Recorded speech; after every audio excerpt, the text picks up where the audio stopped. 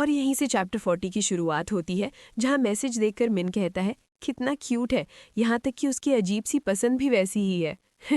और फिर वो ऊपर की तरफ देखता है, फिर नीचे अपने टेबल के ड्रॉअर को देखता है और कहता है ये कोई कोइंसिडेंस ही होगा कि रियल येहन को भी पाइनएप्पल से एलर्जी थी। जिन चीज़ों को हम चमत्कार कहते हैं वे बहुत कम होती हैं। ट्विन जो पूरी जिंदगी अलग अलग रहे फिर भी कभी कभी मिल जाते हैं, और आखिर ऐसे लोग भी हैं जो लॉटरी जीतते हैं। ये दो अलग अलग लोगों के लिए संभव है एक ही तरह की एलर्जी होना। हाँ, अगर मैं ये सोचूं कि नकली येहन और असली येहन एक ही व्यक्ति हैं तो ये पागलपन ही होगा। हमने साथ मिलकर इंतजार करने का फैसला किया था। जब असली येहन सॉन्ग वापस आ जाएगा तो वो चला जाएगा, इसलिए मुझे उसे रोक कर रखना होगा। वो कॉलेज जाना चाहता है, इसलिए मैं उसकी पढ़ाई और ग्रेड्स बेहतर करने में उसकी मदद करूंगा। मुझे ये पक्का करना होगा कि नकली येहन मुझ पर भरोसा करे और मुझ पर निर्भर रहे, ताकि एक दिन वो खुद ही मुझे सच बता दे। और फिर वो करंट येहन के बारे में सोचता है। फिर सीन चेंज होता है, सब क्लास में होते हैं और मिस जंग जेमिन के बारे में पूछती हैं क्योंकि वो स्कूल नहीं आया होता है। और क्लास खत्म होता है तो सेक्योंग और येहन साथ जा रहे होते हैं। तभी उनकी गाड़ी आती है और येहन सेक्योंग को मना करता है कि वो उसके साथ आज नहीं पढ़ पाएगा क्योंकि वो जेमिन को ढूंढने जा रहा है। तभी सेक्योंग कहता है तुम्हें उसकी इतनी परवाह क्यों है? वो येहन का सबसे बुरा बुली था। उसने उसे मारा, उसका पैसा लिया, जो चाहा वही किया। उसकी वजह से वो बहुत बुरी तरह पीड़ित हुआ। जिस पर येहन कहता है मुझे पता है, उसने और भी बहुत बुरे काम किए हैं। और मन में कहता है मैंने येहन की डायरी में उसके किए हुए हर काम के बारे में पढ़ा है, इसलिए उसे माफ़ करने का मेरा कोई इरादा नहीं है। लेकिन मैं ये भी जानता हूँ कि बिना किसी पढ़ाई लिखाई के जीना कैसा होता है। और फिर सेक्योंग से कहता है अगर वो ऐसे ही भागता रहा तो उसके पास ग्रेजुएट होने के लिए ज़रूरी उपस्थिति भी नहीं होगी। तुम्हें कम से कम हाई स्कूल का डिप्लोमा तो चाहिए ही, ताकि तुम इस दुनिया में ठीक से खड़े हो सको। और फिर मन में कहता है मैं अब और दखल नहीं दूंगा, बस ये सुनिश्चित करूंगा कि वो स्कूल आता रहे। मैं ये भी देखूंगा कि कम से कम वो अपना डिप्लोमा हासिल कर ले, और अगर उसे येहन के साथ किए अपने कामों पर पछतावा हो जाए तो वो और भी अच्छा होगा। ये सुनकर सेक्योंग उसके साथ जाने के लिए कार में बैठ जाता है, और फिर दोनों शांति से कार में बैठ जाते हैं। और येहन मन में कहता है असल में जितना ज़्यादा मैं इसके बारे में सोचता हूँ उतना ही मुझे गुस्सा आने लगता है। मैं मानता हूँ कि ये मेरी पढ़ाई में मदद करता है, लेकिन इसका मतलब ये नहीं कि मुझे कभी एक दिन की छुट्टी भी नहीं मिल सकती। अगर उसे ये पसंद नहीं था तो उन्हें घर जाकर थोड़ी नींद ले लेनी चाहिए थी। किसने उसे इतना बदतमीज, चुपचाप रहने वाला और लोगों को असहज बनना सिखाया? स्कूल में अच्छा होना ही सब कुछ नहीं होता।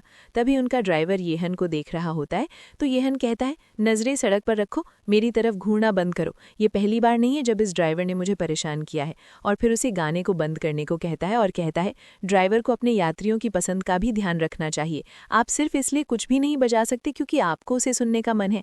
क्या आपको पता है कि सेक्योंग को तेज म्यूजिक पसंद नहीं है, फिर भी आप उसे चला रहे हैं? तभी ड्राइवर बोलता है सेक्योंग ने कभी इसके बारे में कुछ कहा भी नहीं।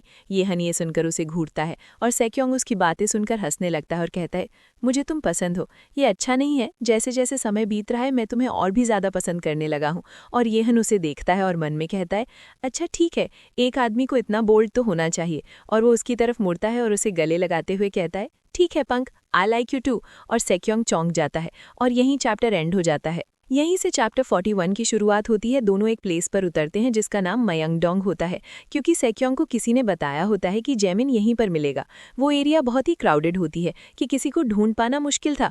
और येहन चारों तरफ देखता है। सेक्योंग मन में कहता है मैं जेमिन को देखने और उसके साथ समय बिताने के बहाने योजना बना रहा था।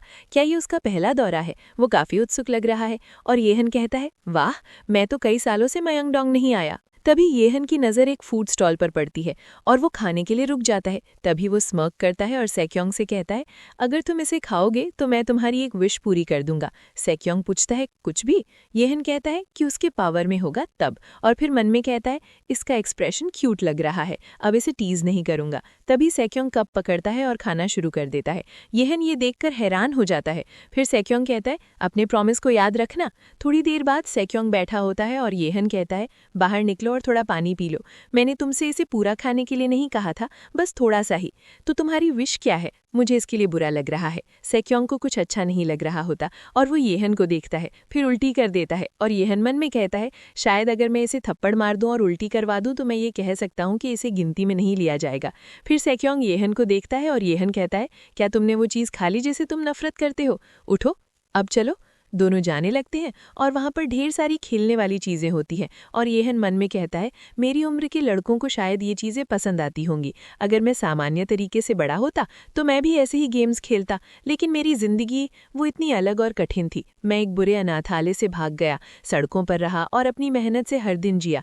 इतनी उलझन भरी जिंदगी में मेरे पास ये फुर्सत नहीं थी कि मैं गेम्स जैसी छोटी छोटी चीज़ों की परवाह करूं। खैर, अब वो लड़का जो मैं कभी था अब मर चुका है। मैं टेट्रिस खेलना जानता हूँ, क्या तुम्हें पता है ऐसे? और वो खेलने बैठ जाते हैं और येहन जानबूझकर गेम हार जाता है। दोनों वहाँ से चल देते हैं। रात हो जाती है। तभी वे नामसान जाने की सोचते हैं क्योंकि वहाँ रात का व्यू अच्छा होता है। वो आगे बढ़ते हैं और तभी येहन की नज़र जेमिन पर पड़ती है जिसको दो लड़के बुली कर रहे होते हैं। येहन वहाँ जाता है, तभी उसमें से एक जेमिन को पंच मार देता है। येहन उन लोगों को जाने को कहता है लेकिन वो उस पर अटैक कर देते हैं। तभी पीछे से एक लड़का आता है और येहन को धमकाता है और सेक्योंग वहाँ आ जाता है और उसमें से एक उसे रोकता है क्योंकि वो जानता था कि उसके डैड एक बड़े प्रोसिक्यूटर है। और तभी सेक्योंग उन्हें हाय बोलता है और जेमिन और येहन उसे देखकर कहते हैं सीरियसली इस सिचुएशन में हाय बोल रहे हो। और यहीं पर चैप्टर 41 एंड हो जाता है।